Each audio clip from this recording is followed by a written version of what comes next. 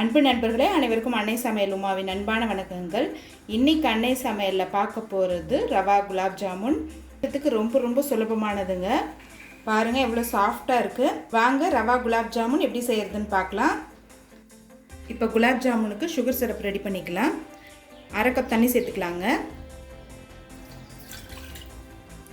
1 cup சர்க்கரை சேர்த்துக்கலாம். இப்போ சர்க்கரை நல்லா கரையிற வரைக்கும் வெயிட் பண்ணலாங்க.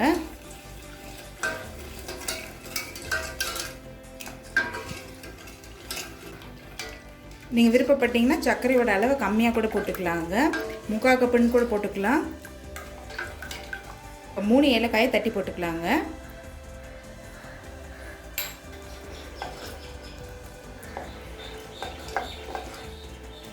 இப்போ பாருங்கள் சுகர் சிரப் நல்லா திக்காகிடுச்சு. இதுக்கு மேலே இருந்ததுன்னா பாகுபதம் வந்துடும். அதனால் இப்போ இதை எடுத்து தனியாக வச்சிடலாம். அடுத்தது 1/2 கப் ரவையை சேர்த்துக்கலாங்க. இப்போ இதை மிக்சியில் அரைச்சிக்கலாங்க. மிக்சியில் அரைச்சாச்சுங்க.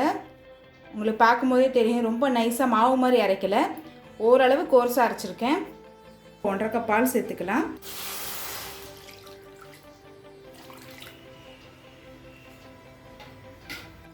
இப்போ இது கூடவே கொஞ்சமாக குங்குமப்பூ சேர்த்துக்கலாம். இதை விருப்பப்பட்டால் சேர்த்துக்கலாம். 1 டேபிள் ஸ்பூன் பால் பவுடர் சேர்த்துக்கலாம். 1 சிட்டிகை பேக்கிங் சோடா. இது போட்டிங்கன்னா குலோப் ஜாமுன் நல்லா சாஃப்டாக வரும். பால் கொதிக்க ஆரம்பிச்சிருச்சு. நம்ம ரவையை சேர்த்துக்கலாம்.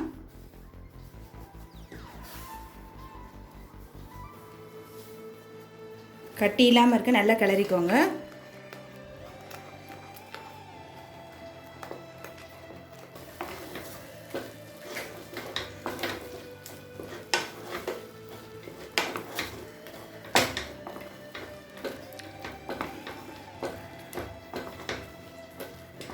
இது கூடவே கொஞ்சமாக நெய் சேர்த்துக்கலாம்.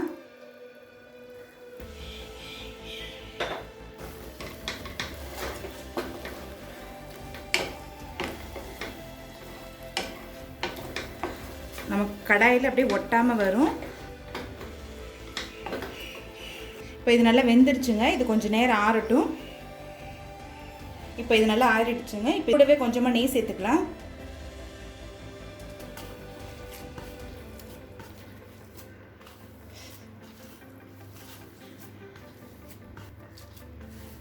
இப்போ தான் குலோப் ஜாமுன் நல்லா சாஃப்டாக வரும்.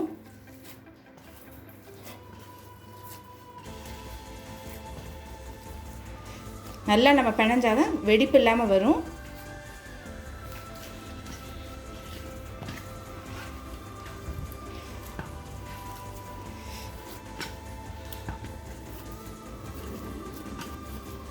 இப்போ இது நல்லா பிணைஞ்சாச்சு.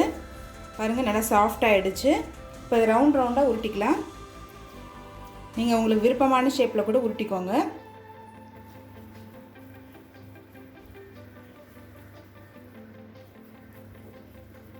வெடிப்பு இல்லாமல் உருட்டிக்கோங்க.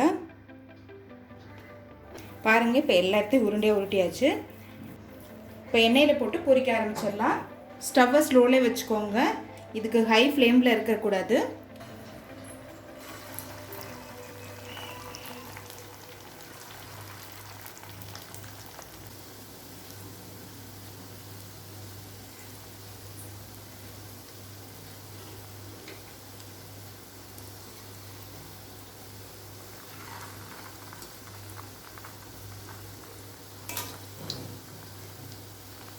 மெதுவாக திருப்பிக்கோங்க.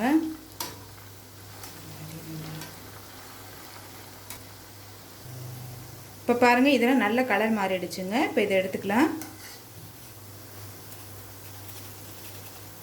இதை எடுத்து தனியாக வச்சிடலாங்க. இப்போ நம்ம பொரிச்சு வச்சுருக்க ஜாமுனை இதில் போட்டுடலாங்க. லேசாக சூடாக இருக்கும் போதே போட்டுடணும்.